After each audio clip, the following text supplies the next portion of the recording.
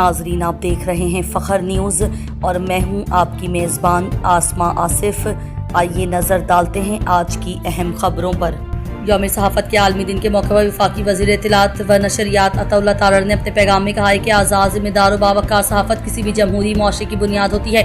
صحافی سچ کی تلاش میں دن رات محنت کرتے ہیں اور عوام تک بروقت و مستند معلومات کی فراہمی میں کلیدی کردار ادا کرتے ہیں۔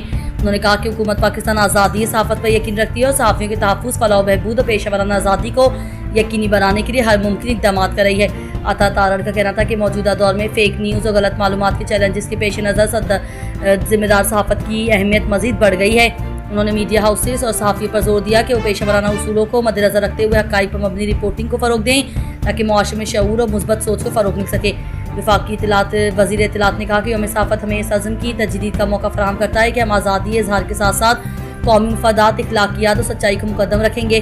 آخر میں انہوں نے ملک بھر کے صحافیوں کو خراج تحسین پیش کرتے ہوئے کہا کہ صحافت کے شعبے سے وابستہ افراد کی قربانیاں ناقابل فراموش ہیں اور ان کی خدمات کو ہمیشہ قدر کی نگاہ سے دیکھا جائے گا۔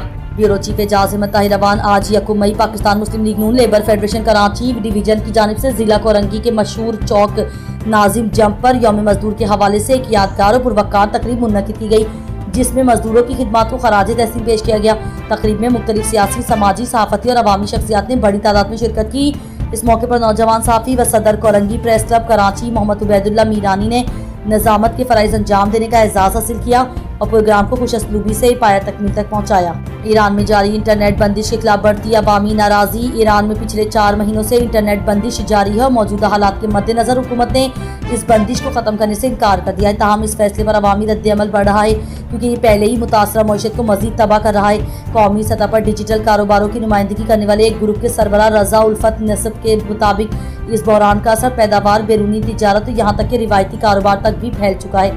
ایران نے اسرائیل کے لیے جاسوسی کے الزام میں 2 افراد کو پھانسی دے دی ہے۔ ہفتے کے دن ایرانی عدلیہ کی ویب سائٹ میزان آن لائن پر بتایا گیا یعقوب کریم پور اور ناصر بکر زادہ کو صہیونی ریاست کے لیے انٹیلیجنس تعاون فراہم کرنے اور جاسوسی کے جرم میں پھانسی دی گئی۔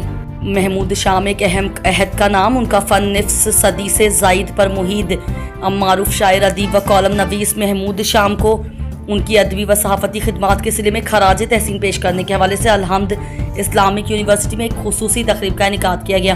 تقریب کی صدارت معروف شاعر و ادیب جلیل علی نے کی۔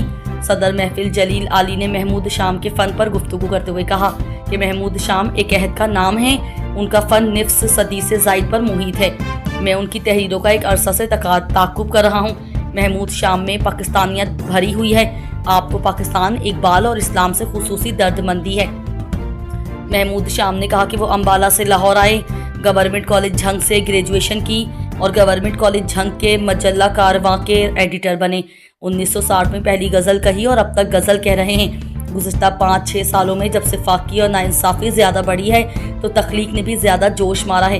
ان کے والد نے طیبہ کالج سے حکمت کی، وہ بھی شاعر تھے لیکن ان کا کوئی دیوان نہیں ہے۔ شاعری سے سفر شروع ہوا۔ ہفت روزہ قندیل میں پہلی غزل شائع ہوئی جب مشرقی و مغربی پاکستان میں شائع ہوا تھا۔ انہوں نے پہلی غزل FA میں کہی۔ انہوں نے تقریب میں انکشاف کیا کہ 1964 میں پریس اینڈ پبلیکیشن آرڈیننس آیا۔ یہ آرڈیننس قدرت اللہ شہاب اور الطاف گوہر نے بنایا تھا۔ اس آرڈیننس کی وجہ سے ہمارے میگزینز کے ڈکلیریشن کئی بار منسوخ کیے گئے۔